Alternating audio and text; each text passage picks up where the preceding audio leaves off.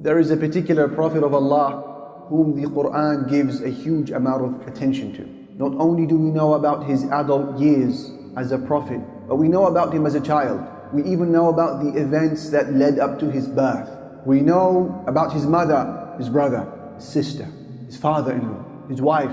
We even know the very dowry, the mahr that he paid for marriage. Mentioned around 183 times in the book of Allah. This is none other than the Prophet of Allah, Musa alayhi salatu wasalam. And there are three descriptions that Allah Almighty gives to the Prophet of Allah, Musa, that were not given to any other prophet in the Quran. The first of them, Allah said about him, وَأَلْقَيْتُ عَلَيْكَ مَحَبَّةً مِّنِّي, I have cast the garment of love over you. The second unique description to Musa, where Allah said to him, وَلِتُصْنَعَ عَلَىٰ عَيْنِي, so that you will be nurtured under my eye. And the third unique description given to this Nabiyul Kareem, honorable Prophet, is where Allah said about him, وَاصْطَنَعْتُكَ لِنَفْسِي, I have prepared you for myself, Allah said to him. When did Musa alayhi salam hear these words? He heard these words from Allah Jalla Jalaluhu during one of the loneliest periods in his life, when him and his wife were pushed to their physical limits, traveling the earth all by themselves with basic provisions, just enough to keep them alive. Lost for direction, they see a glimmer of light.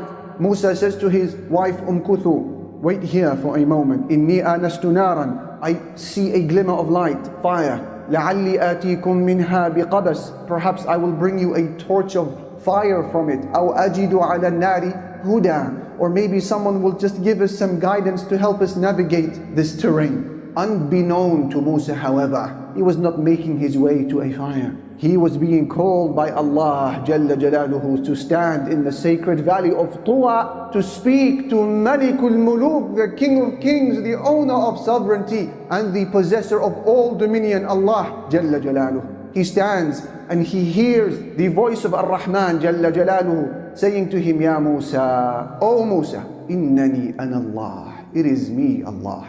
And now all of a sudden Musa alayhi salam receives closure, answers that he needed all throughout his life. He had suffered, and up until this moment he had no idea why all of this suffering came onto him. He was born as a male child, and in the law of the Pharaoh of Egypt, every male baby was worthy of execution. He was then separated from his mother at the age of suckling to be raised in a home that is not his. His sister would walk the bank and go to the palace of the Pharaoh and say, I know someone who can breastfeed this baby. And his mother would be reunited with Musa. Then Musa would become a man and would accidentally kill someone. Now he is a fugitive, on the run, wanted by the authorities, dead or alive. He is escaping the country in terror. Then he would find a wife to marry. And the mahr, the dowry, was 10 years worth of arduous labor. Why all of this suffering? He needed answers. And now as he stares into the evening night sky, looking above him and hearing the voice of the glorious Ar-Rahman Jalla Jalaluhu, answers are finally given to him. What does Musa hear? He hears these following words documented by the Quran. قَالَ قَدْ أُوتِيتَ سُؤْلَكَ يَا مُوسَى, O Musa, we have responded to your request. وَلَقَدْ مَنَنَّا عَلَيْكَ مَرَّةً أُخْرَى, we have conferred our favor upon you yet again. إِذْ أَوْحَيْنَا إِلَىٰ أُمِّكَ مَا يُوحَىٰ, when we sent inspiration to your mother, أَنِ اقْذِفِيهِ فِي التَّابُوتِ, saying to your mom, place the baby in the cot. فَاقْذِفِيهِ فِي الْيَمِّ, then place the cot in the river. فَلْيُلْقِهِ الْيَمُّ بِالسَّاحِلِ, then the river will take him to the shore. يَأْخُذْهُ عَدُوٌّ لِي وَعَدُوٌّ لَهُ, where an enemy of his and an enemy of mine will take him, the Pharaoh.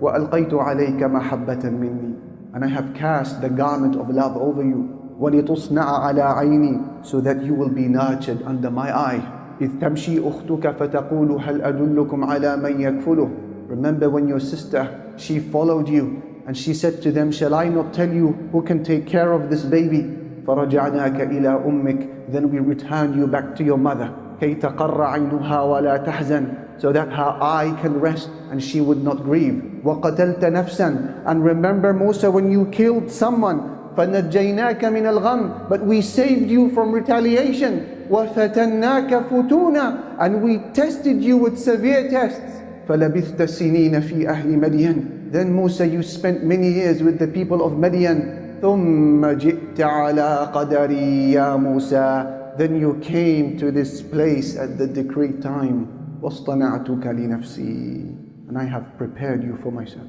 So now he understood. All of his suffering in his life was not in vain, in waste. It was a preparation for this moment to become a prophet of Allah, and his heart finally settles. Muawiyah al-Qushayri narrated that the Prophet Muhammad sallallahu alayhi wasallam said, "You, O Muslims," he said, "are the last of 70 nations Allah has created. Yet in the eyes of Allah, you are the greatest and most noble of all of those nations." When you hear narrations like this that speaks of our virtue of Muslims, as Muslims, and how Allah loves us as an ummah, you can't help but say, how do we understand the battered nature of our ummah that is being beaten black and blue wherever you look? Wherever you turn to look at the anatomy of this nation, you see nothing but bruises, cuts, wounds, and hemorrhage.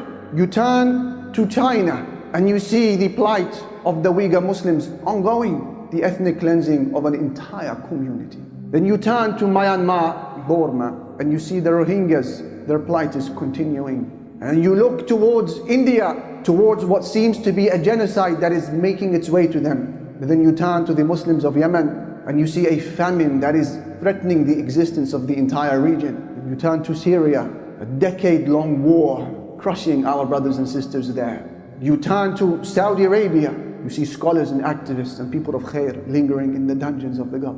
You turn to Palestine, you see corruption at its core, and you see struggle at the other parts, and a siege and an illegal occupation. You turn to Gaza, you see your biggest open-air prison on planet Earth today. You turn to Al-Aqsa and you see our third holiest site being desecrated before the eyes of the international community. Where is this favored nation? How is it that we are these people in the eyes of Allah Jalla Jalaluhu, yet wherever you look you see nothing but carnage and pain and suffering and blood? For those who ask how and why, the response is the same as what Musa received from his Lord when he wondered, why am I suffering? He was told, وَاصْطَنَعْتُكَ لِنَفْسِي, I am preparing you for myself. The same way that the suffering of Musa alayhi salam was not because Allah hated him or because Allah had abandoned him, but because he was being prepared to lead Bani Israel out of Egypt. We are to see our pains in the same light. Allah has not hated us, nor has He abandoned us. مَا وَدَّعَكَ رَبُّكَ وَمَا قَلَى. These are preparatory events to allow the Muslims to take center stage and to lead humanity. And the process of preparing Musa for leadership is the same process that will apply to us. Why do you think his name was repeated 183 times in the Quran? Hikmah, wisdom. What was the process of preparing him as a leader? Separated him from his mother, separating him from the people he loved. And we too will have to be in the process, separated from the people we love and the places we love, even if it happens to be Al-Aqsa. But Musa was reunited with the people he loved. And Allah has promised that we sooner or later will be reunited with the people and places we love. The waves of the river Nile that burst into his cot when he was still a suckling child are no different to the waves that bashed the Muslims through the Islamophobic industry all across the world. But the shore of the river Nile was near for Musa. And Allah has promised that our shore is just as near. He said, إِنَّ الَّذِينَ يُحَادُّونَ اللَّهَ وَرَسُولَهُ أُولَٰئِكَ فِي الْأَذَلِّينَ. Those who oppose Allah and His Messenger, they will be the debased ones. كَتَبَ اللَّهُ لَأَغْلِبَنَّ أَنَا وَرُسُلِي إِنَّ اللَّهَ قَوِيٌّ عَزِيزٌ. Allah has already decreed that I, Allah, and my messengers will overcome. We shall prevail. Allah is mighty and Allah is wise.